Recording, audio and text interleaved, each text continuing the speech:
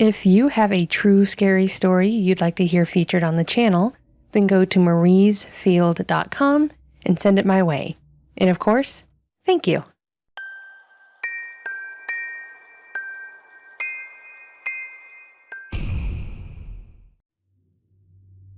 I'll start this off by saying that when this happened, I was a senior in high school and was just shy of turning 18. It was prom night, the night that everyone had been waiting for from the first day that the plans for that night came to be. I had a sparkly dress, one that I thought was the most gorgeous dress I had ever seen. All my guy friends were in full suits, and we were all feeling like we were on top of the world. I mean, why wouldn't we? It was the peak of our last year of high school. We were all dressed like we were high class, all while living in the middle of nowhere in the Midwest. The night was young, the music was loud, and everyone was having a blast. The school had gone all out, transforming the gym into a fairy tale ballroom, which was actually the theme we'd agreed on. Everything was pastel pink and blue. There were balloons, the tables were all decorated, the entire room was like this bubble of pure bliss and excitement, mostly because we were all unaware of what was brewing outside. The weather forecast had mentioned that there would be some nighttime storms, but this was the Midwest. Thunderstorms in the spring were as common as a trip to McDonald's. It happens more or less once a week. No one really thought much of it, least of all me, especially when I was getting lost in the moment with my girlfriend. We were all enjoying the night, having a lovely time, when the power kind of flickered. It wasn't anything major, just a bit of a dim and then back up. A couple of girls jokingly screamed to add to the drama of the moment, and we all laughed. Until the lights dimmed again. The music stuttered, and all the lights shut off before the emergency lighting kicked back on. The entire room was filled with this sickly greenish hue, as we all kind of just looked around confused, like, are we really going to lose power on prom night? The room slowly did grow quieter as we waited for things to come back, but that silence was broken by that disgustingly loud, piercing wail of the tornado sirens. That first blast of sound was enough to make me feel like my heart was going to stop. It's not that I hadn't heard them before, they were just so loud and unanticipated. Our vice principal, Mrs. Haig, came over the intercom. Her voice was normally stern and slightly aggressive, but when she came on the speaker, her voice actually sounded slightly shaken. She told everyone to remain calm and to proceed down the stairs and into the south hallway, which was basically the band and drama hall. We all looked at each other, and after a few nervous laughs, we all realized that this was pretty serious. That change in atmosphere was jarring. From a night of celebration, we were suddenly plunged into a night of uncertainty and dread. We all made our way down the stairs and into the band hall. The teachers that were helping with that night were guiding us down and into specific places down in the shelter area. We all huddled together, an uneasy silence settling over all of us. The air was heavy, filled with a palpable fear of what was happening. I didn't realize how freaked out I was until my girlfriend asked me if I was okay and mentioned how tightly I was squeezing her hand. This was supposed to be a night of fun, a night of us all just letting loose and spending quality time with those that we'd come to know. But there we were, wondering if this night could be our last. As the storm raged on, you could honestly feel the building shake. You could hear the deafening roar of the wind. Time seemed to slow down, Minutes stretched into what felt like hours, and there was a moment when the whole building felt like it shuddered with this intense pressure, followed by several moments of quiet. We all held our breaths, praying, holding each other, waiting. After a bit, the all clear did come over the intercom, but that dreadful feeling lingered. Going back up and emerging from the school, it felt like stepping into a movie set for a post-apocalyptic film. The once familiar parking lot was unrecognizable, strewn with debris, cars flipped, and what could only be described as a small taste of what happened throughout our small town. Houses were torn apart, trees uprooted, power lines downed, and people's lives completely destroyed. Miraculously, there were no casualties, just a town full of shaken and distressed people, and a high school full of teenagers trying to piece together how this night that was supposed to be a moment of youthful innocence could turn into the most terrifying night of our lives. All of this was a harsh reminder of how things can quickly take a sharp turn, how life can take a sudden turn when you least expect it. Even now, years later, I can't really think about that night without getting that anxious feeling that I felt in those hallways. It was meant to be a night of celebration, joy, and one last hurrah with everyone before we graduated, and yet it was a night of devastation and stark reality. I'll never forget that moment when my mom pulled up to the school and saw me, and how she started bawling when she wrapped me in a tight hug. We were one of the lucky ones, in that our house was mostly untouched. Minor damage to the roof shingles, and we lost half of a tree in our backyard. Many weren't so fortunate. Some lost cars and whole houses. We all came together as a community, offering hospitality to those that lost their homes, and helping to clean up and rebuild as quickly as we could. That night, honestly, felt like a clear line that had been drawn, a line between life before and life after. After all was said and done, we did still have a graduation ceremony. We all still had to apply to our colleges, and we all still had to finish out our finals. Yet, it all seemed so trivial compared to what we had gone through. It's been years since that night, and our town has completely regrown and rebuilt. Thankfully, we haven't had another tornado rip through our town like that. Plenty of harsh storms and tornado watches, but nothing like that. I will mention that the only reason I thought about typing this story up is that my daughter is now in her senior year, and her prom is actually coming up. Even worse, the class all decided on fairy tale ballroom as the theme, so it hit a bit close to home for me. Now, odds are, it'll be a night like any other, and will go off without any issues. But part of me is still a bit paranoid that something, just something, could happen.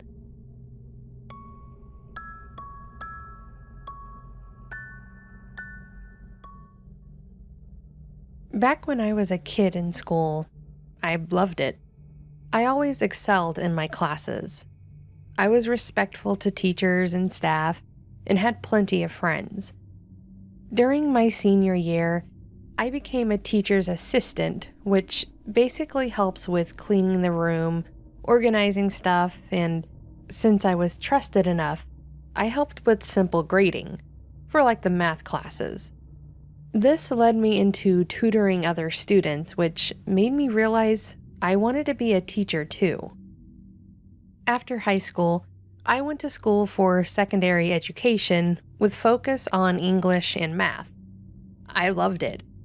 College was great, and starting as a teacher's aide, I knew I wanted my own classroom.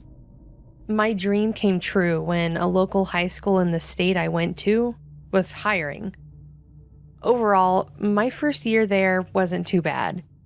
Being a new teacher, and first time at a high school, I think the kids try to pick on me more, but I tried my best to show them I wasn't the type to be taken advantage of. I must have done an okay job because they asked me if I planned on teaching next year. I didn't have anything bad happen or bad enough to make me change my mind, so I agreed to it. The second year, however, wasn't as good as the first.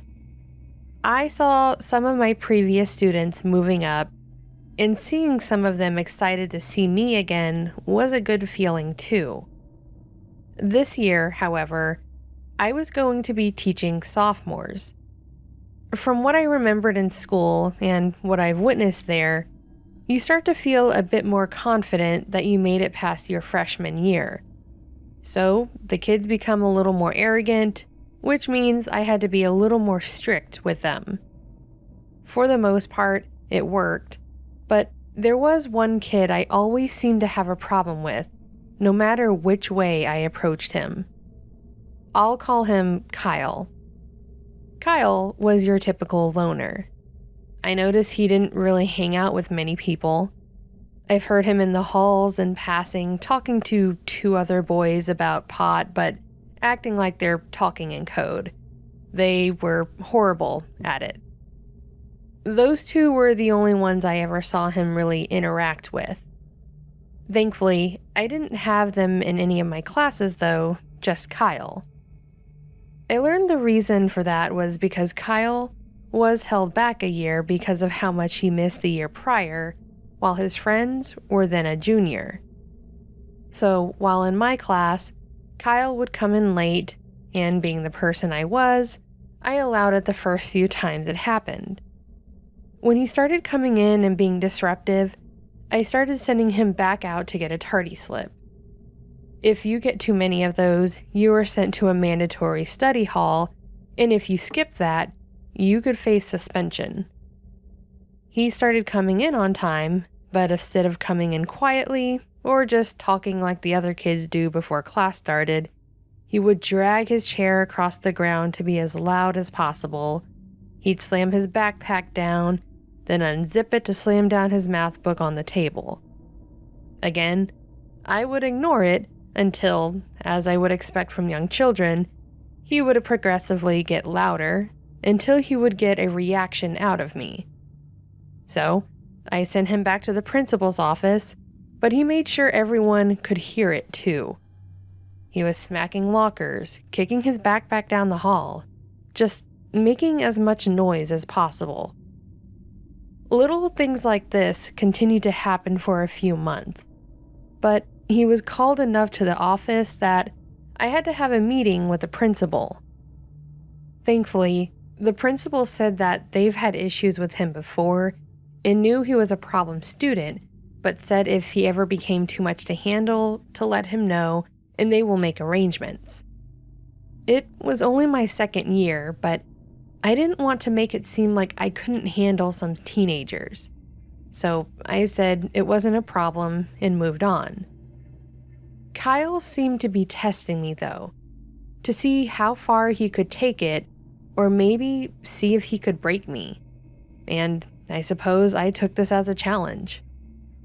I started doing quick tests, like writing a problem on the board and having two kids work it out, and the first one to finish it would get a prize.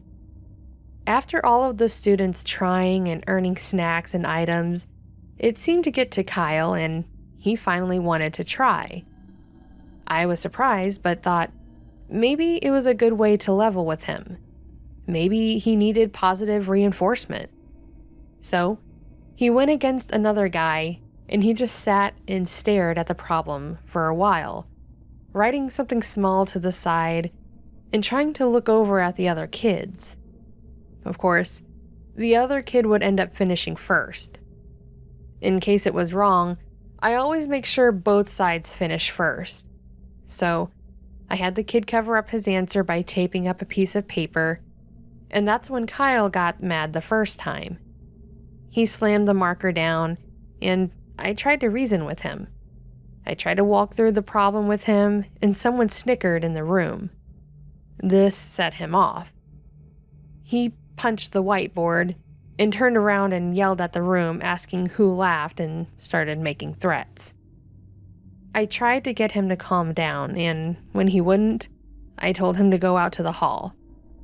I tried to make it clear I wasn't sending him to the office, but just the hall to calm down, but instead of taking this as a second chance, he decided to start punching and kicking a locker. That's when I had to call the principal, but he got there before I could call and had him escorted out. From there, he was out for a few weeks, and I just had to make packets for him. Surprisingly, I was actually getting work back. There were a lot of wrong answers, but there was also a lot of scribbling on the sides, like he was actually trying. Being that I was the only teacher that taught this specific course, I was the only one that could actually help. So, trying to do the teacherly thing, I had a meeting with the principal, Kyle, and his mother. I went to bat for him, explaining that I knew he was better than this, and that maybe he needed tutoring. That way there was less pressure. Kyle seemed indifferent at first, but his mom and the principal seemed really happy that I was willing to do so. So every Tuesday and Thursday, I would stay after school to specifically help him with tutoring. He tried to keep up the cocky appearance at first, but he started to ease up when he noticed that he wasn't getting a reaction out of me and there was no one else there to impress. The first few weeks were great. He really started coming around and was actually showing real improvement in his work. He actually was waiting outside my room when the day was over a few times, ready to work. I was ecstatic, and the principal saw it too. One week, at the end of the tutoring session, he gave me a gift. He said it was to thank me for taking the time with him as no one else had before. It was a mug in the shape of an apple. I thanked him and I told him that's what I was there for, to help all of my students. As he started leaving my room, he reached his hand out to shake mine. Not thinking anything of it, I reached out to do the same. That was a mistake. He had pulled me closer and groped me. He was a large kid, as in he was super tall for his age, and far from small. And at the time, I had a small frame and was barely 5 foot tall. I was able to push him away though, and told him he drew the line. He said that he thought that's what I was going for, wanting to help so much and be alone with him. I lost it. I went off, and I know I still shouldn't have. I told him I was his teacher, and that was it. I was there to help my students pass, and that was it. And I told him to leave. He walked out of the room backwards, staring at me the whole time. Once he was out of view, I went over and locked the door and called the principal to tell him what had happened. He called the cops and we had to file a report, but then I had to choose to press charges and I chose not to. I know it may have been stupid, but I didn't want to add to Kyle and his mom's problems. So, again, he was out of class. This time it seemed for good. I ended up getting a teacher's aide, principal's choice, and he helped me make the packets for Kyle. The rest of the school year was pretty uneventful. The kids all seemed to have figured out something happened, and they were direct and to the point in my classes. This definitely wasn't a bad thing, but I did miss some of the joking and fun we had. However, towards the end of the school year, the finals had to be taken on site. We didn't have take-home computers at the time, so he had to come in person. It would be after school hours, and I would not be alone with him. I gave my aide all the information in the packet he needed, and they took it in my classroom while I waited in the teacher's lounge grading. It seemed to go okay. My aide, James, told me when he arrived he seemed fine, but when he walked into the classroom, he seemed annoyed or angry. He sat there for a while before he started until James asked if he had a question. When he was done, he practically threw the papers at James, grabbed his backpack, and stormed out the door. He started looking over the final, and that's when he called me and the principal to the room. James was to grade it to make sure there was no bias or anything, but because of the content, he felt it was important to show me and the principal. Kyle seemed to have skipped through and answered the ones we worked on together, but the ones he did outside of class had random things written on them. He had profanity written all over it, questions scribbled out, or pictures, graphic pictures. He even made sure to label them as being me. Again, the principal took off to find him and instead found his backpack thrown in the trash bin at the door. The backpack was the worst part. Inside, it had a single 5-subject notebook, a couple of pens and pencils that were broken and chewed on, as well as a huge kitchen knife and duct tape. We again had to call the police and his mom. Worst part, he hadn't come home yet. I had to have a cop walk me to my car and follow me home. That night, I cried. I was scared for myself because of this kid. He had intentions, and when it was just James in the room, his plans were seemingly ruined. I know he ended up going to a juvenile school thing, but it just freaked me out, and I didn't want any label put on me, so I decided to quit. That principal assured me that he had no suspicion that I did anything wrong and said I was welcomed back, but I just couldn't. I went to an elementary school. There's a lot less fighting, or at least less fighting I can't control on my own.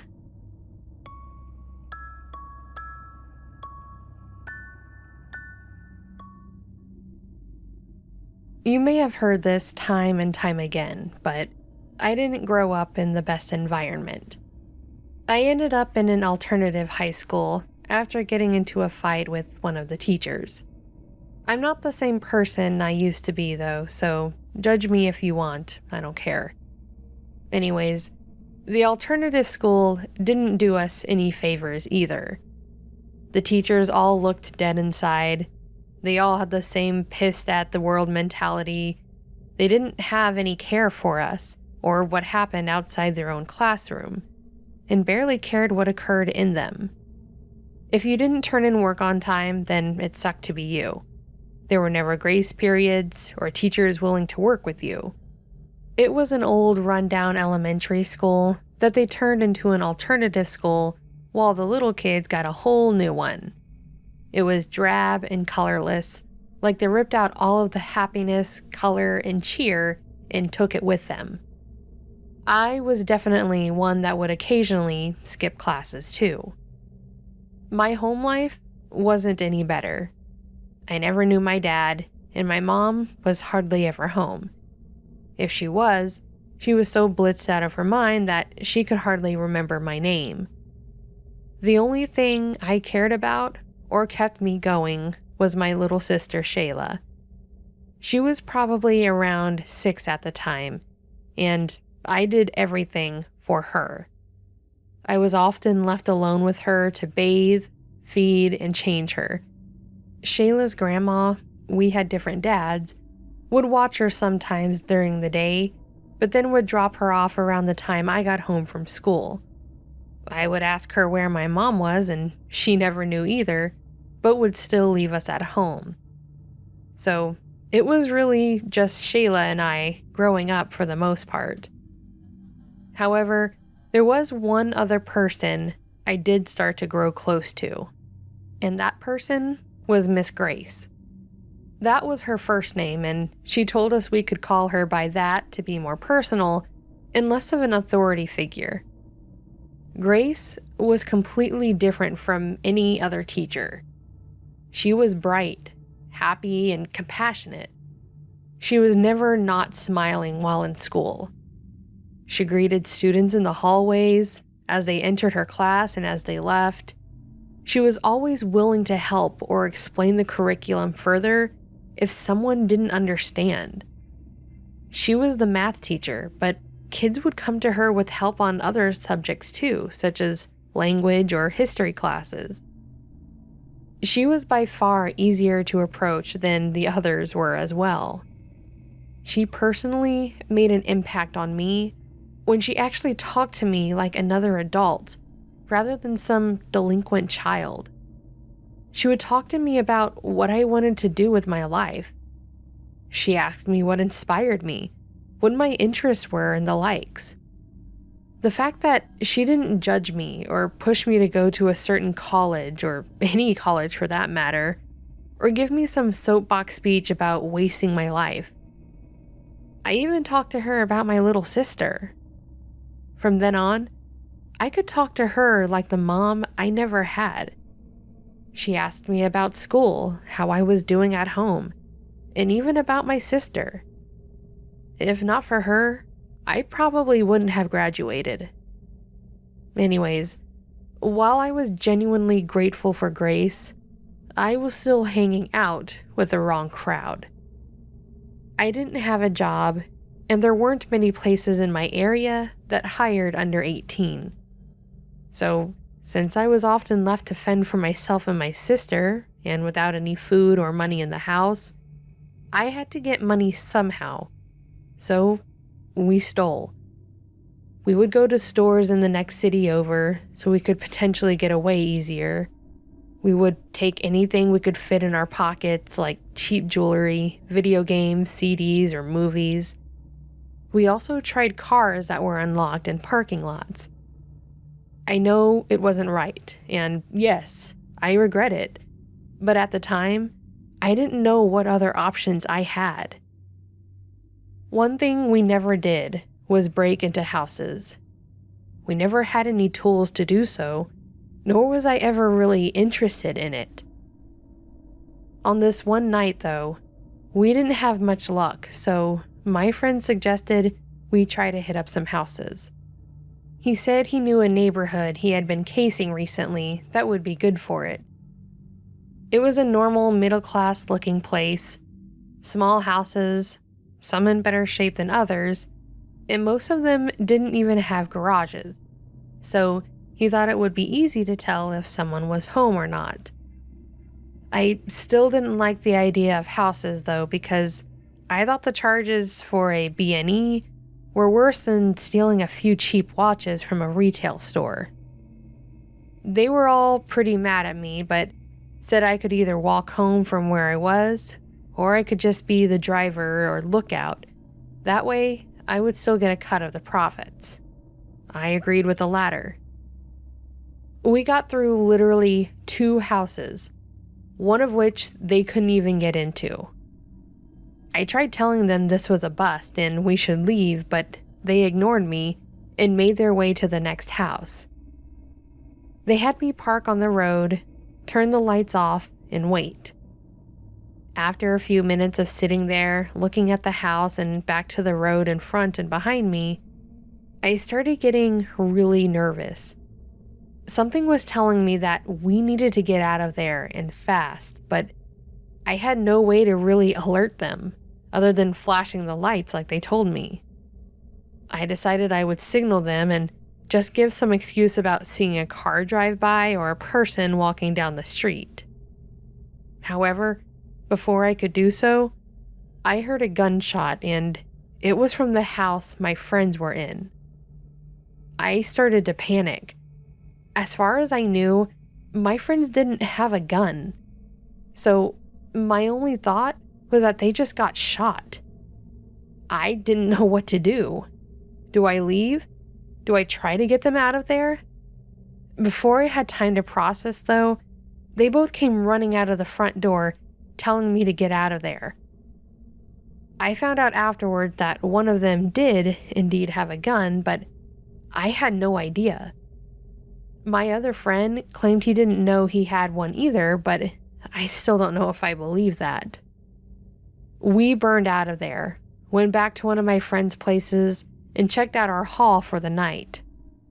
I know it may sound stupid, but even though I'd gotten into fights, guns were never my thing. I cut contact with one guy because he was chilling at my place and brought one, knowing my little sister was there. I went off on him and nearly threw him out the door. So the thought that we may have hurt, if not killed someone, scared the hell out of me. My friend said he heard something which made him fire, but claimed he didn't see anyone. My other friend said he wasn't in the room when he heard the shot, so he couldn't confirm. I didn't believe them, either of them. We had never done this before, so why would you immediately fire instead of trying to leave first? I couldn't get the thought out of my mind all night that I even told them I wasn't feeling good and decided to walk home. I decided to go to school the next day to try and make things seem as normal as possible. However, that day would not be the normality I was hoping for. Miss Grace's class had a substitute. The thing is, though, Grace never missed class. She never had substitutes, so I found it strange. I didn't put two and two together until it was almost spelled out for me. Rumors started spreading that Grace was into something bad, and that's why she wasn't there. Then it turned into that she had been shot. I got home and tried to look into it more, but didn't find anything on Grace. However, they did gloss over on the news that there was a shooting in the same area that we had been in. It was, in fact, Grace's house that we had broken into. The guy that shot her dropped out, or didn't go to our school at least, so he didn't know her. The other guy did, but didn't have her as a teacher, so I don't know if he really didn't see her or the shot or what happened, and I'll just never know. The news was agonizing to me, knowing that I was part of the reason she was hurt, someone that cared about me. Thankfully, she did survive, and in fact, she came back probably sooner than any other teacher would have. She had been shot from the back in her right shoulder.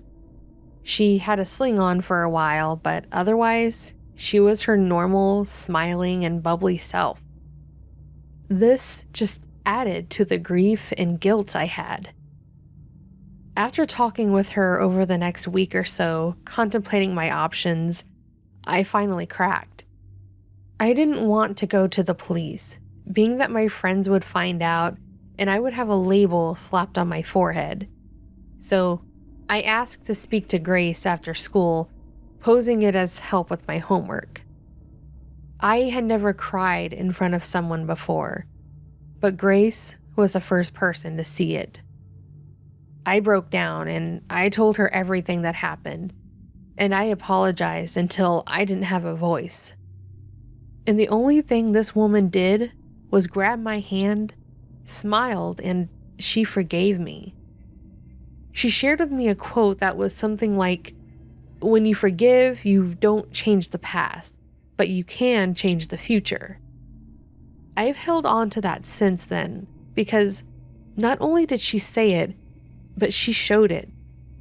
I asked her if I should tell the police and even asked if she wanted their names, and she told me that that was up to me to decide.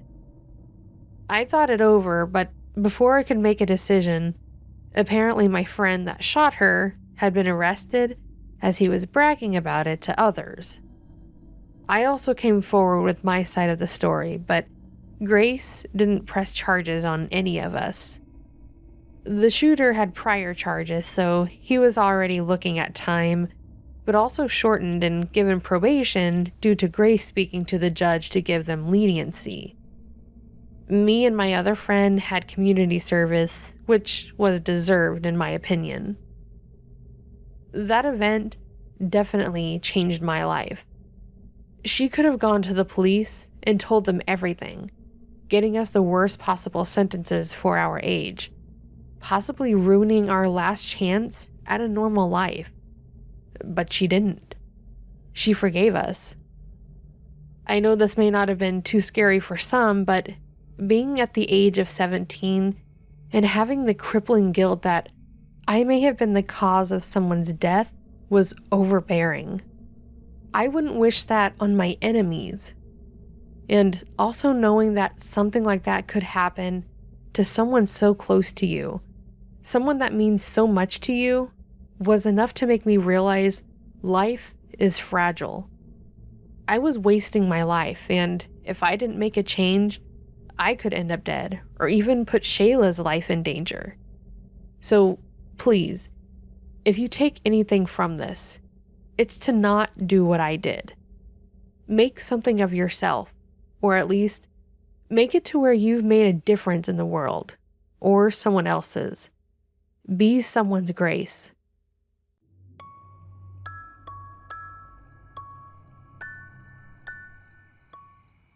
So that, my friends, was a collection of scary school stories, including school students or teacher perspective type stories. This was supposed to go up in May, since the school year was going to be ending around then, but we got pretty heavy into the moving thing and didn't have access to things like a microphone, so it kind of made things difficult. But now we're moved into our new home from Kansas, now in Minnesota. Raven has his desk set up, and I'm sitting at in the fancy chair recording. I've got my office set up now, and it's coming together. I've got the turtle and the tortoise in there with me, so now I get to see them all day. Nice ambient water sound in the background from the turtle tank, and my tortoise likes to rearrange hers all the time, so I just constantly hear that, which is fun. But it's new, and it's nice, and I am quite happy with what we've got going on here. So getting back into the swing of things and going back to a bit of normalcy here. So hopefully we get back on track with these videos, getting them out. So thanks for your patience, and thanks for waiting around for this bit of a pause and stuff. So how have you guys been? How's everything going on? Tell me what's going on for you guys. I'd love to hear about it. Anything that's eventful or even uneventful. Something that you want to share. I'm happy to hear it. And if you did enjoy this video, do give it a like below. And if you'd like to hear more content like this, consider subscribing. And lastly, don't forget to leave a comment. Like I said, let me know what's been going on. Let me know your thoughts or your suggestions. Now that we're going to get back into this, we'll see what we have planned down the line. So, with all that being said, friends, I hope you have a fantastic rest of your week. And until next time, take care.